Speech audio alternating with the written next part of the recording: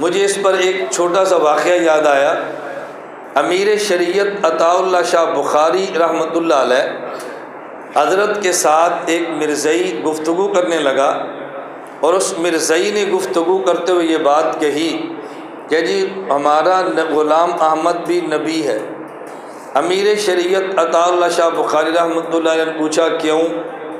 اس نے کہا جی ان کا ذکر قرآن میں ہے، حضرت عیسیٰ علیہ السلام نے بشارت دی ہے۔ حضرت امیر شریعت عطا اللہ شاہ بخاری تعجب سے پوچھنے لگے بھئی کون سی آیت ہے جس آیت میں عیسیٰ علیہ السلام کی بشارت یہ مرزے کے بارے میں موجود ہے؟ اس نے کہا جی قرآن کریم میں ہے مبشرا برسول یاتی من بعد اسمہ احمد۔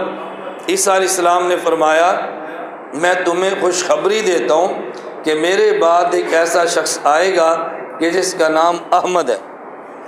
میرے بعد نبی اور رسول آئے گا جس کا نام احمد ہے۔ تو دیکھو ہمارے نبی کی بشارت قرآن کریم میں موجود ہے جو عیسیٰ علیہ السلام نے دی ہے۔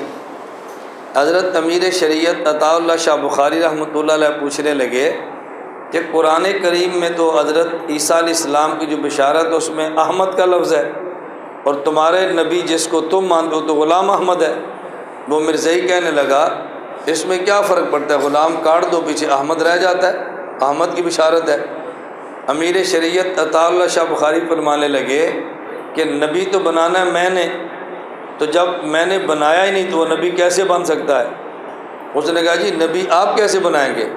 شاہ جی نے فرمایا کہ نبی بنانا تو میرے ذمہ ہے، میں جس کو نبوت دوں وہ نبی بنتا ہے، جس کو نبوت نہ دوں وہ نبی نہیں بنتا۔ میں نے اس کو نبوت نہیں دی، نبی کیسے بنا؟ وہ مرزائی کہنے لگا جی آپ نبوت کیسے دیتے ہیں؟ انہوں نے کہا میں اللہ ہوں، اللہ نبی بناتا ہے تو میں اللہ ہوں۔ اس نے کہا جی آپ تو اللہ نہیں، آپ تو عطا اللہ ہیں۔ پر میں عطا کو کاٹ دو نا، میں اللہ ہوں۔ اس نے کہا یہ کیسے ہو سکتا ہے؟ تو انہوں نے کہا پھر وہ کیسے ہو سکتا ہے؟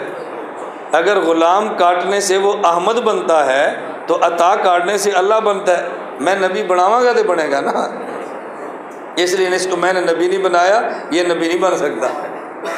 یہ باتیں بسا اوقات موقع کی مناسبت سے کہنی پڑتی ہے کسی بندے کو بات سمجھانے کے لیے۔